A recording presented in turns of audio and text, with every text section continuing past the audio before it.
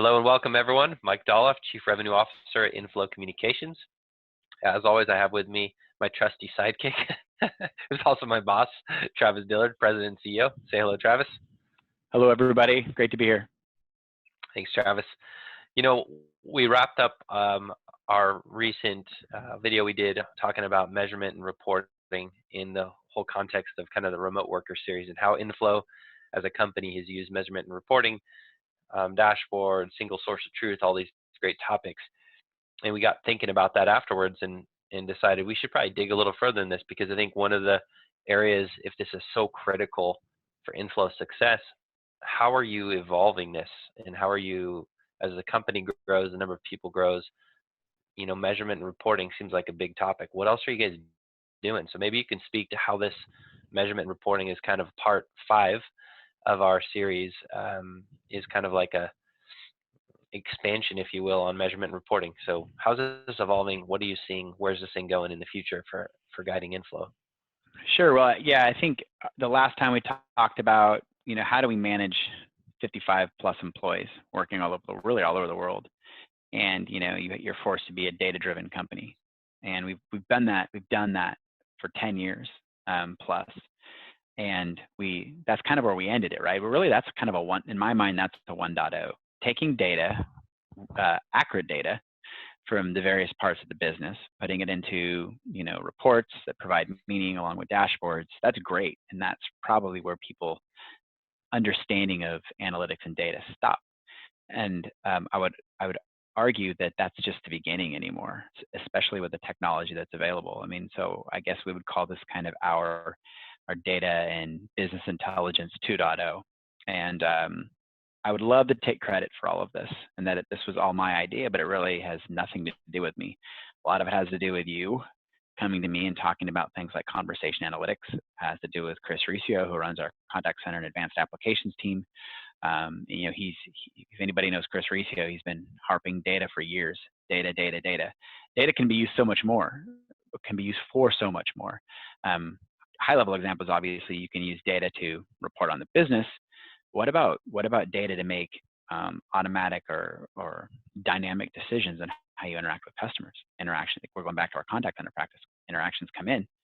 I need to tap data to understand who that customer is, what their preferences are, how they like to interact, you know, what the strategic value of that customer is, you know, all those types of things. And then how do I treat that customer? So data should be used more than just looking at. Data should be used to run your business dynamically, and this isn't really where I was going with kind of this analytics 2.0 piece. Where we're going with this is taking all of this data. It could be from a marketing platform, it can be from a sales tool, a CRM, it could be accounting. Obviously, accounting is a very critical piece of data that's traditionally been in this siloed in most organizations. You take all this data and you put it into a BI tool, like a Microsoft Power BI tool, right? There's your common denominator. And from that, now I can start looking at, I can look at trending, right? I can look at correlation. That's huge. How does financial data correlate with marketing data? How does, you know, specific statistics around service levels and response times, or things like that, how does that correlate to net promoter scores? How does net promoter scores tied back to financial data, right? So power or business intelligence or BI tools are I think are kind of the wave of the future, taking various forms of data and putting it into something that's easy to correlate and measure and take action on that data. And then you take what I'd say, you know, data 2.0 or data 3.0, and then you take artificial intelligence, and that's incredibly powerful. And now you provide this artificial intelligence treatment. I know we've been talking a lot about conversation analytics, but think about that, right? Now, instead of listening to calls and manually scoring calls, and did they ask the right questions, was there the right follow through? What if I can implement data and it can just start learning about my customers, about customer sentiment, about how well my agents are educated. I can formulate business strategy plans. I can identify trends that maybe my competitors are not identifying. I can identify training opportunities for my employees. I can understand customer sentiment, things like that. Because if you're looking at one piece of data and you think, man, my customers are happy, they close a ticket and they say they're happy.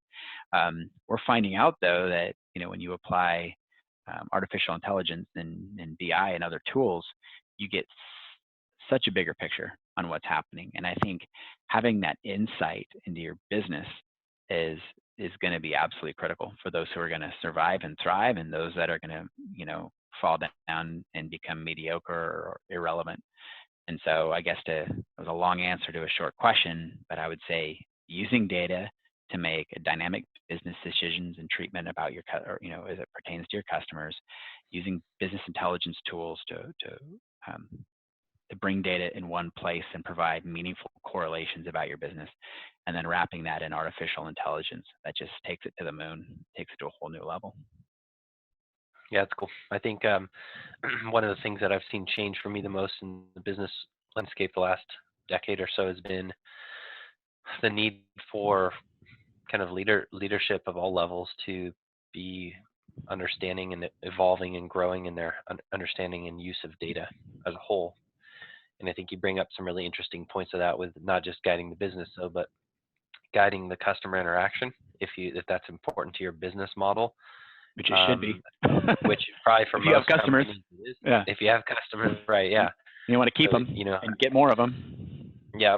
So data for customer interactions, data for business decision and strategy, and then where does AI? We always talk about AI. Well, here's AI combined with your data to learn about those customer interactions, learn about your business, and help. I think one of the things that I'm seeing is, just with so much data, and there's kind of this gap in all I'd say, broadly speaking, business leaders' minds of what to do with it, and what's important and what's ignorable. AI, I wouldn't say is the sort of silver bullet answer for everything, but it certainly is helping to sort of guide and steer and bubble up what's important.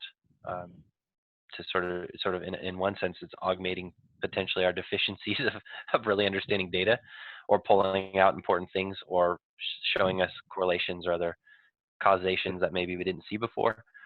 So it's exciting times. I mean, you wonder where AI is helping, and we see it, I think, from reporting and analytics perspective a lot right now. And just to add to that, I mean, we're still framing up what this is going to look like.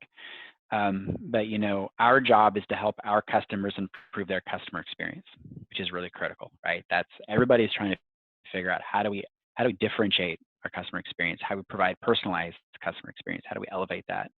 And one of the things we realize at the leadership level and that we're providing for our customers is a solid analytics service, not just the data, not just the numbers, but what does that mean in helping our customers make decisions.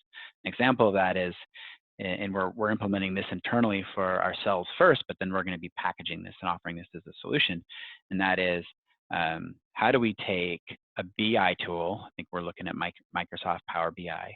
How do we pull in contact center data, which is your traditional, your handle times, your hold times, those types of things? How do we pull in line of business data? For us, it would be Salesforce.com. Maybe it's Dynamics or whatever the line of business mission critical application is for our customers. How do you make those correlations, right? How do we pull in financial data into that BI tool? And then how do we pull in conversation analytics, right? And how do those work together? And having that in nice, clean, crisp dashboards and reports and data sets that you can look at and make meaningful decisions, I think is really critical. And so we're really excited to be putting that product and consulting services in a package and offering that to our customers. And I think it can provide a ton of value and a ton of perspective on where you're at in your customer experience evolution, and where you need to go. Yeah, it's cool. So, I mean, I think we see this all the time, that a lot of those things that you mentioned, your contact center or customer interaction data is sort of looked at in one lens by itself. Your marketing, your finance, your sales, your customer service type of data maybe is looked at in another.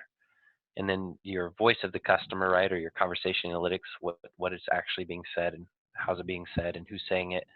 All that data is looked at completely in a silo too. So bringing those together, being able to see what those look like when you combine them, what does that data tell you? And do you have you have a much more rounded view of that customer experience and where you're at as a business, and what sort of inputs and outputs are related, linked together, and how that ultimately impacts your customers.